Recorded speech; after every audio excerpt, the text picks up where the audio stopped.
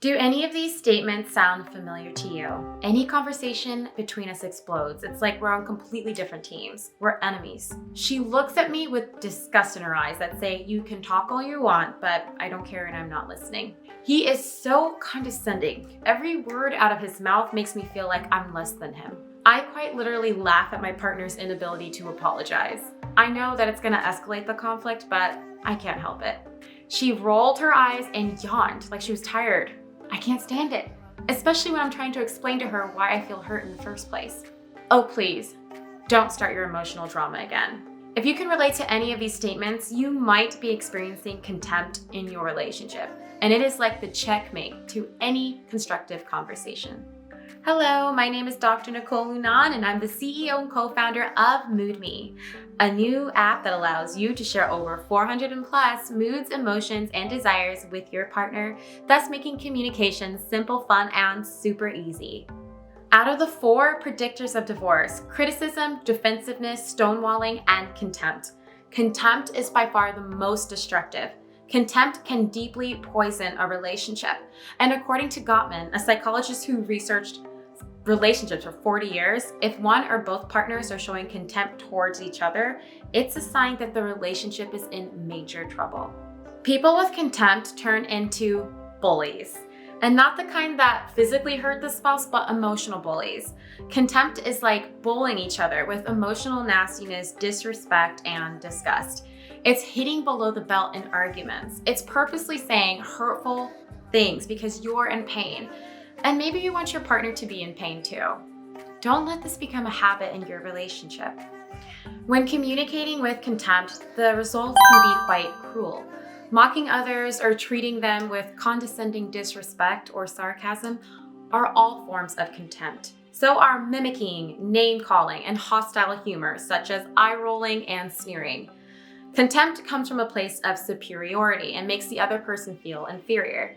Deep down, it stems from a place of feeling unappreciated and unacknowledged in the relationship. Whether it's words or behaviors, contempt escalates the conflict. It is not about the issue that started the argument, but an attack on the worthiness of the person, almost saying, "You're insignificant," or "I'm better than you," and "You are less than." Let me repeat that one more time. Contempt comes from a feeling of lack of appreciation and unacknowledgement in the relationship. Perhaps you were once a couple that was kind to each other and in love, and now you've begun to talk to each other in the most dismissive and disparaging terms. It's because unsettled anger and resentment has spawned disgust, producing cold contempt. So remember, bottled up anger leads to contempt. If you're experiencing contempt in your relationship, then the next question is, what situation or situations in the past have happened to make you so angry? Contempt is a unique issue in a relationship because, again, it's rooted in unexpressed anger that festers and grows into sticky resentment. When you're talking openly with your partner, disagreements will naturally occur. The problem is when the disagreements become nasty and mean. And it can't all be about, why didn't your partner take the trash out? No. There's hidden and bottled up anger lurking beneath, poisoning the way that you and your partner communicate with each other. But if you're holding something in, like anger, and you know it exists, but you just haven't taken the time to think about it, talk about it constructively, and own it, you could be directing anger at them every time you speak to them. If this is happening in your relationship, don't worry. It's not uncommon for partners to feel this way. How is contempt different than criticism? Contempt can be understood as the dark destination of the 4 predictors of divorce. Contempt is the catalyst for relationship collapse. I think of contempt as an exaggerated form of cancerous criticism. It's like if criticism took steroids. Contempt differs from criticism because with criticism, you believe that the problem is with your partner. Your partner has a flaw. Contempt takes it one step further. With contempt, you believe that the problem is your partner's inherent unworthiness, that your partner has irreversible character flaws, that your partner is too stupid, too damaged, or too evil, and that is why they are incapable of change. Like I said, with criticism, you see that your partner has a flaw. With contempt, you have stuffed your partner into a box labeled damaged goods. A box that although they may try to get out of, you don't let them out. Your partner doesn't have a flaw. Your partner has become the flaw. Contempt may have crept into your relationship if you have disrespectful communication habits, such as not listening, interrupting, and finishing their sentences before they had a chance to speak. These are just three many ways that contempt can be expressed during communication. Such behavior is like a declaration that the other person's feelings don't matter. Your relationship may be suffering from contempt if you compete and correct each other.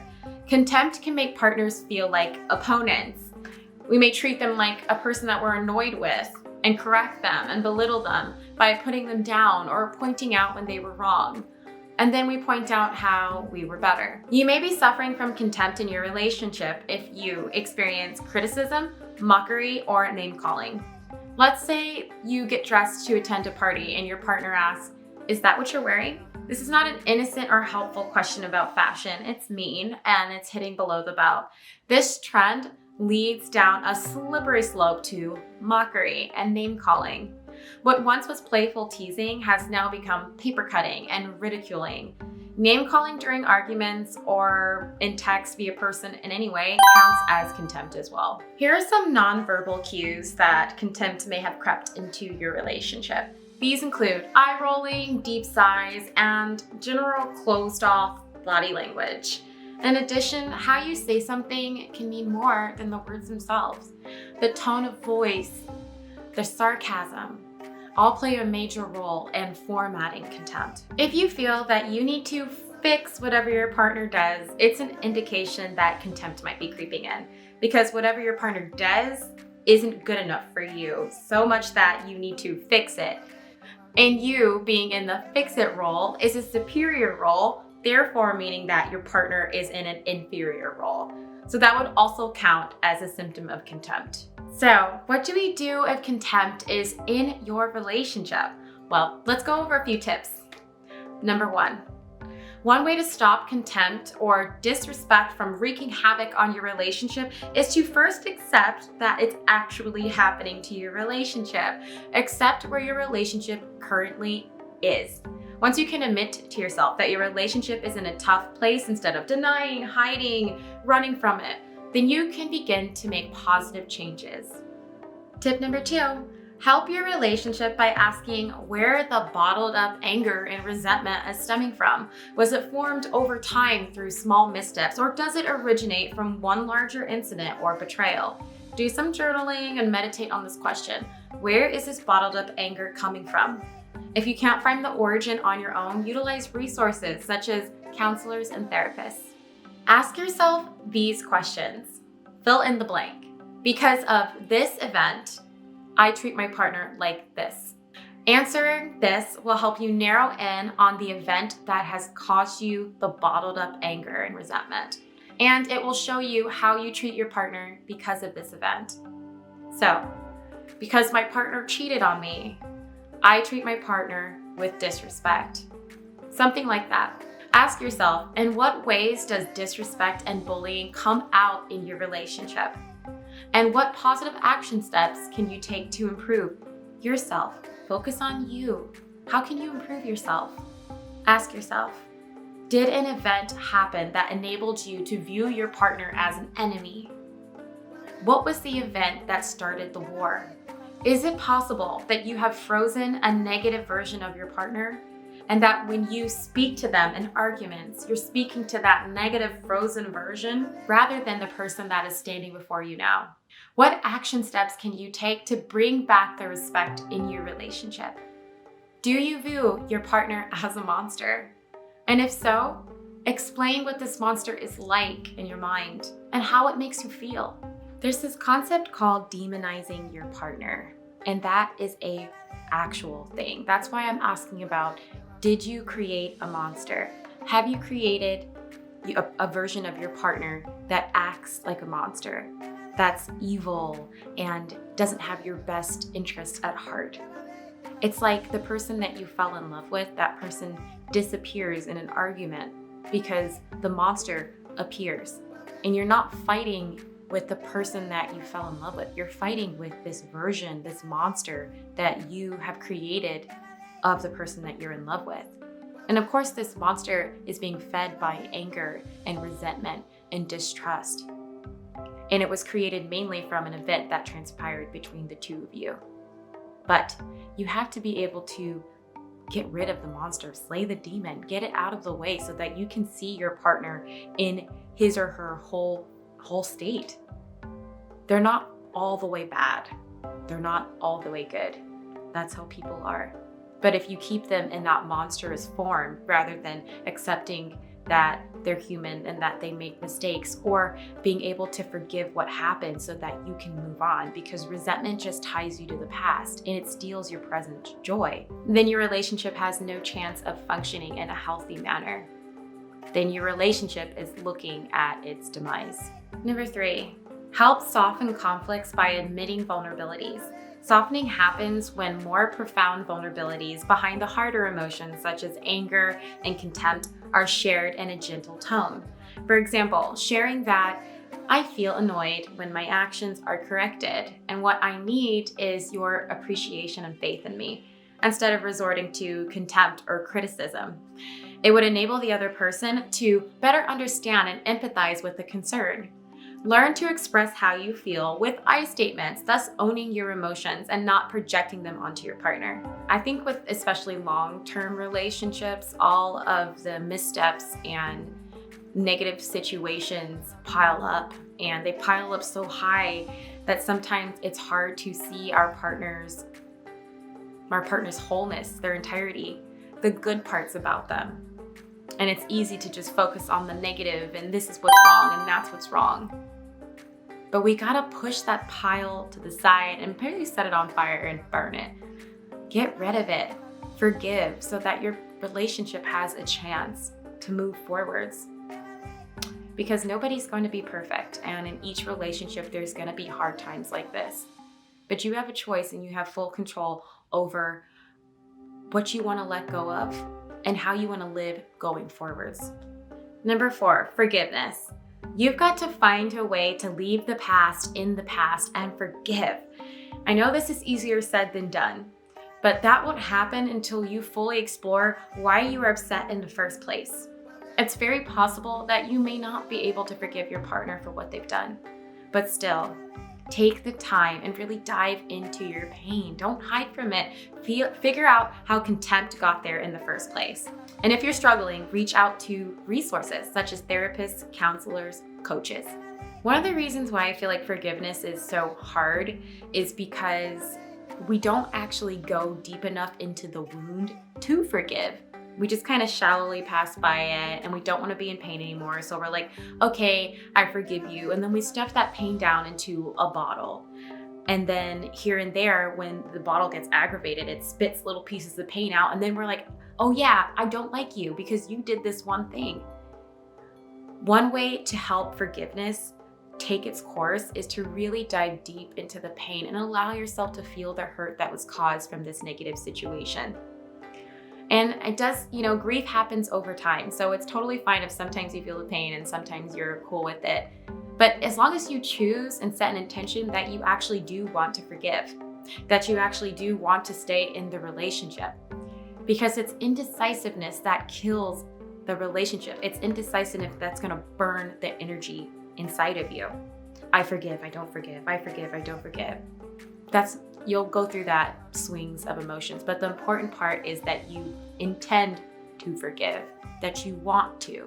Because if you don't want to, and that's your consistent emotion, then it's looking like that maybe that's your answer and that this relationship isn't the right one for you. Tip number 5, reframe the way you see them. To stop contempt and disrespect from ruining your relationship, you gotta visualize your partner as your friend, your best friend, someone that you love. Even if right now you might be really upset with them. Someone that you don't want to hurt. Maybe visualize them as a cute bunny or a child on the playground or your grandparents, someone that you respect. You wouldn't speak to any of the above with a nasty tone.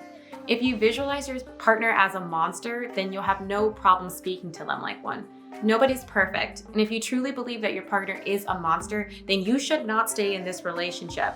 More than likely, your partner is a human being with imperfect habits just like the rest of us. Have the things they've done turned them into a monster so evil that you can't see past it any further? Is there not an inkling of beauty and good within your partner that you can grasp onto? Hold on to the beauty and the good times in your relationship as you explore your anger and darkness. And as you work to heal, work on not creating a harsh dichotomy between good and evil of your partner.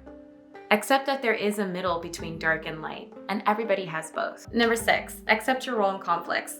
Everybody has a dark side. We all have insecurities. Basically, there isn't a single person in the world that isn't immune to feeling contempt. Explore your own thoughts, motivations, and behaviors, and be honest with yourself about the kind of dark feelings you have towards your partner. Whatever you resist persists. If you accept these feelings, then you'll have a chance to work through them. And then ask yourself, how could these negative feelings be portraying outwards in conversation and arguments? And what that would feel like being on the other side of that. This will help you own your part in the contempt process. Number 7, create a culture of gratitude. Work with your partner to cultivate new patterns filled with kindness and gratitude. Compliment each other more. Positivity acts like a warm blanket in times of conflict. Bring your awareness to the positive aspects of your partner, and your perspective of the relationship will shift. When your partner does helpful things, say thank you and tell them how you appreciate it. Write appreciation letters to each other. Begin the day with one thing you are grateful about for your partner and your relationship. All right, so if we get down to the bottom of it, in summary, if contempt is in your relationship, there's a few things that I would suggest you to do. Number 1, ask the questions about where this anger and bottled up resentment is coming from. What events have made this happen? And then once you get the event, start exploring your emotions. Start owning the darkness that you feel around this event, the anger, the rage. Allow yourself to feel these emotions, the sadness. Accept that you have them, and that is totally okay. Then ask yourself if you can forgive. Can you forgive your partner for the things that have transpired? If you can, maybe you can't right now, but if you set the intention that you can and that you want to, that's good enough, because then your energy will move towards that intention. If you cannot, then it's possible that the relationship that you're in may not be the one for you. And once you decide that you would like to forgive, that you want to keep working on the relationship, make sure to reach out to resources. Reach out to a therapist, a counselor, a coach. Contempt is a really interesting and difficult emotion to navigate through on your own. So I'm not saying that you can't do it on your own, because you totally can, but it also helps to get help from a professional who's dealt with it before. And lastly, bring the love back into your relationship. Remember the reasons why you love your partner. Start counting your blessings. Our time here in this world is short. And do you want to spend that resenting your partner and being mean and sarcastic and having contempt for them? Or would you rather highlight the beautiful parts about the relationship and lean into the love that you get from this person every day, and lean into the possibility of having a future healthy relationship? Also, if you made it to the end of our video, I have to remind you to download Moodme. Moodme simplifies the communication process. It takes away all of the petty arguments by just getting to the basis of what you're actually looking for from your partner. What do they feel? How do they feel? What emotion they're feeling? You got 400 to choose from. And what do they desire? It's as simple as that. So if you're struggling with communication, please download Moodme. It's on iOS and it's on Google Play. And we'd love to have you on the app. All right. So that's our lecture on contempt. How did you like our video? If you have any questions or comments, please leave them in this section below. And see you later, Moodlings.